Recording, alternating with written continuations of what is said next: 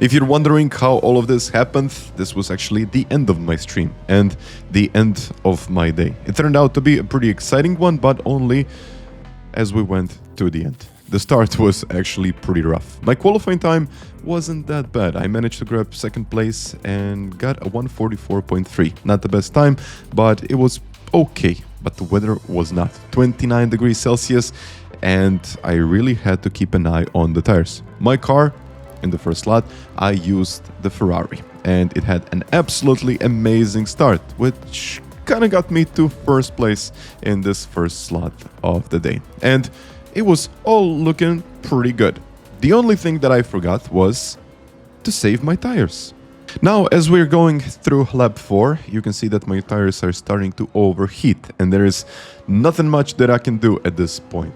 They are really starting to fall off, and with such a long race ahead, things were not looking great. If I wanted to survive this race, let alone stay competitive, I had to manage the tires carefully. Strategy-wise, most people go for either a one-stopper or a two-stop race. Ideally, you want to do a one-stopper in this one. But to pull that off, tire management is absolutely crucial. And of course, this being my first race, I figured just keeping an eye on them would be kind of okay. Don't push it too hard. But of course, I didn't take it that seriously. But then it became quite clear when I started losing a couple of places that my tire wear is probably not the best. And of course, it all led down to, well, this incident. And yeah, it was quite a tough one. I had a look at the replay and it just wasn't pretty. Bertani was going for a move and he had much better tires than me. On the outside, I thought I gave him enough space, but unfortunately, just one little tap and he is in the grass, for which I did apologize later. And my start of the race definitely wasn't the best. I made that mistake. And of course, as you can see, the tires are really in a tough shape for me. All of the Lambos around me have significantly better tire wear. And of course, on this track, it makes all of the difference. So my tires were absolutely dead by lap 9, and I just had to get into the pits to change them. So my strategy of a one-stop isn't looking great. And of course, after the pit stop, I pulled off a few solid overtakes. Some actually really nice ones, but to be fair, most of them were on the drivers who were sticking to a one-stop strategy. So their tires were in a much worse shape than mine. By lap 20, I lost, of course, another place and dropped to P3, and the others were, of course, as I said before, on a completely different strategy, and eventually I got down to P8. I knew I'd have to fight my way to the front. Dropping to P8 isn't exactly ideal, especially considering that I started in P2 and even led the race straight from the first turn. So yeah, that's racing, I guess. You can clearly by now see the difference or how much the tires really matter. I pulled it off into P7. That was generally a pretty decent overtake, but overtaking isn't that tough when you're on a pretty new set of tires. I closed the gap once again to Gonzalo, and then of course it wasn't that difficult to overtake him. And then it was a battle for P5, and I closed the gap to Bertani. And this time I really tried to be careful, of course, more caution this time, and I think I handled it in the right way. And of course, I didn't know that I hit him in the first place, so I didn't know exactly what that first situation was all about. Later, when I checked the replay, then I realized that unfortunately it was a bit of a tap and I put him into the grass and really destroyed his chances of this race. But at this point I didn't know, and I just kept on going. Still, finishing in P5 after starting in second place and even leading this race isn't exactly what I was aiming for. And this lobby had 400 points up for grabs, and it was, of course, not the top split, so the times were a little bit worse than, of course, in the top split. And actually winning this race, I think I could have had it, but let's put that to a side. Now, let's jump into my second race, where I did a better qualifying lap, but I was in the top split, so I only qualified in 12th position. And now you can see that I also changed the car and that Ferrari has an amazing start. But now I'm in a Lamborghini and my tire saving is, I'm hoping, going to be much better than what it was before. Antonio made a couple of nice overtakes straight from the start, and this just shows you how competitive Ferrari is, or how good Ferrari is straight from the start. And of course, I had to kind of be cleaner and not really trying to go for it because it's a very, very long race, but it's difficult to overtake if you got the tires in the same condition. Of course, I lost one place, it was all good, and now I am chasing P12. And of course, I'm really trying to keep an eye on the tires at this point. My braking bias was all the way to -5. And if it wasn't for that mistake, I don't think I could have done this overtake. So I also had a little help from Damien, which gave me a solid push, and I was on the inside for turn 1. And of course, if you got the inside, it's a much better scenario than being on the outside. Later on the brakes, get that nice curb acceleration, and on top of that, not trying to slide too much, and really trying to keep an eye on the tires while trying to overtake. This definitely isn't easy. Once again, I got the inside, which leads to, well, not the greatest place for the next couple of turns, but for this hairpin, I was once again on the inside, got the curb, and made this move stick. And it was actually a pretty good one, I would say. Very nice and clean one. And it's also nice when you're racing people like that, because they usually give you space and you can race it. And then can see, unfortunately, lost it over the curb, which got me into P11. But the race as it is, you can see I kept an eye on the tires, while Bertani really wasn't, and he started to slide, and he started to slide quite a lot.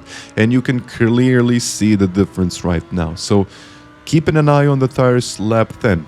In my previous race, I pitted in lap 9 because I couldn't even turn. My front tires were completely red, and I just couldn't do anything. So yeah, my tire saving became much better in this race. And of course, I pulled this overtake off once again with Bertani in turn 1, so I really tried to be as careful as I possibly could. But in lap 14, I made my mistake, and I tried to stay out for one more lap just to have, well, better tires at the end of the race. But what I didn't know was that the undercut was very powerful here, even about 3 seconds. So the guys behind me pitted earlier, of course, and overtook me. So I lost 2 places, which definitely wasn't ideal at this point. And of course, I knew that there is very little chance of overtaking someone because of the dirty air.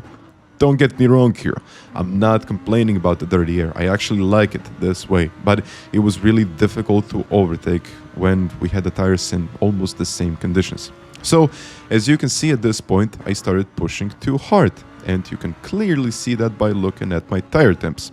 85, 86 degrees front left, which again is going to cost me big time at the end of the race. My rear tires were actually in a really good shape, but by the end of the race I couldn't overtake and I completely destroyed them.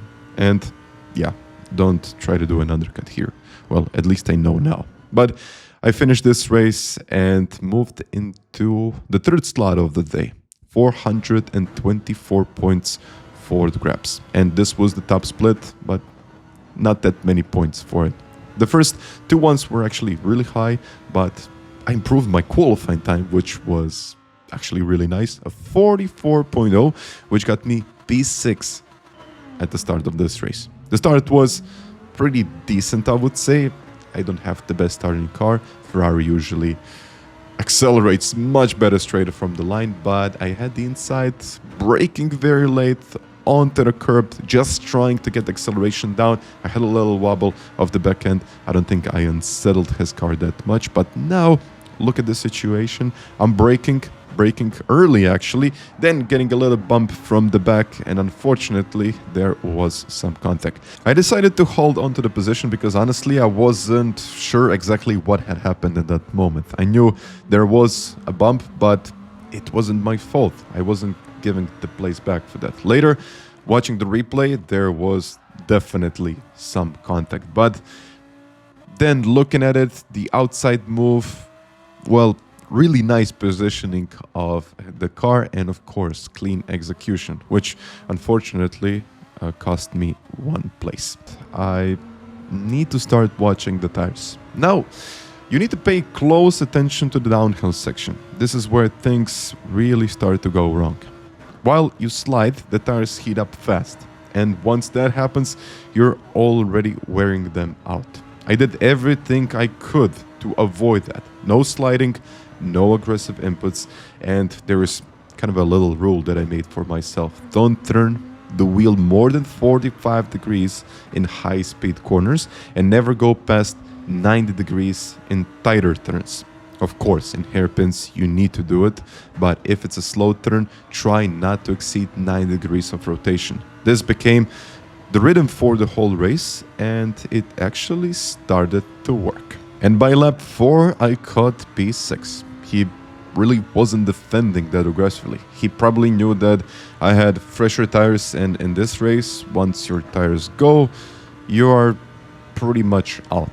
At this point, I still wasn't sure how things would turn out, but then I saw this little incident up in the front. Bertani made a mistake, and that pretty much cost him the race, but I moved into 5th place, and suddenly things are looking a lot better for me. But just looking at the tires, you can clearly see the difference. It played a significant role for the rest of this race, and I made sure that my strategy this time does work. But I stayed out for that 1 lap because my gap to P6 was more than 4 seconds. So I thought I'm not going to lose 4 seconds in 1 lap. So I pitted in lap 15, and this will mean that I will probably have better tires at the end of my stint. And I think I was pretty happy with that.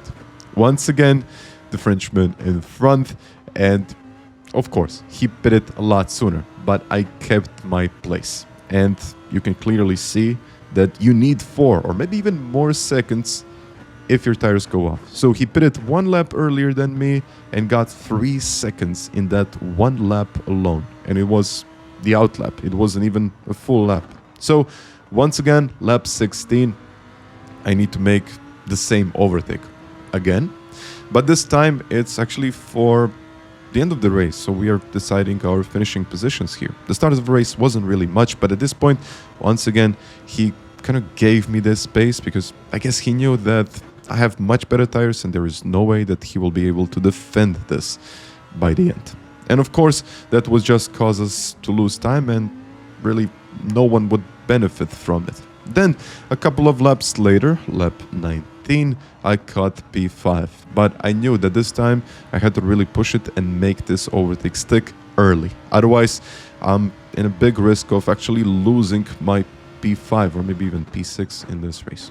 So, diving down the inside, he gave me plenty of space because once again, I guess he knew that there is no way that he could defend that place. It would just lose him time. So he just, I guess, decided to let it go. He's on a completely different strategy and, well, it does make a lot of difference. But now, look at my tires. So at this point, I thought they are looking pretty good. So I said to myself, why not? Let's have a little push. Let's see what I can do. But then I overcooked my front tires in just 2 laps, and then the situation wasn't looking that great anymore. I need to save my fronts now. My rear tires are not a problem. But then Antonio pitted, and he was actually leading this race. And I wasn't expecting that. I really wasn't expecting that. But of course, looking at the replay, this is how his rear tires looked like. And he barely kept the car on the track. Barely. And he was leading this race. He, I guess, did the same mistake as I did and tried to push it a little bit too hard. And unfortunately, this is the result. And lap 30, and I just gotta show you this. Look at my front left tire. It's almost completely dead. And I'm in P4, and I gotta make sure that I keep it that way. So Antonio was closing, and he was closing quite fast. My car just couldn't turn anymore, and he was gaining just about half a second per corner. And the gap went from just about 5 seconds at the beginning of the lap to not even 2 seconds. And I could barely turn anymore. And now, as you can see, the gap went down to 1.3 seconds. So he gained just about 4 seconds in one lap. And of course, he had to overtake all of the cars at the back. And this just shows you how important tire saving was in this race, and how changing your driving style really helps in the long run. And of course, in a race like this one, you need to adapt to it and you need to work with it. And well, it does work in the end if you know what to do. So guys, I believe that this was kind of the best race of the Nations Cup, and we need more races like this one. Maybe not that harsh, but we need something like that. We need longer races, that's for sure. Of course, I really hope that you enjoyed this video, and leave a like, or you might even want to subscribe to the channel. Guys, thank you once again, and bye.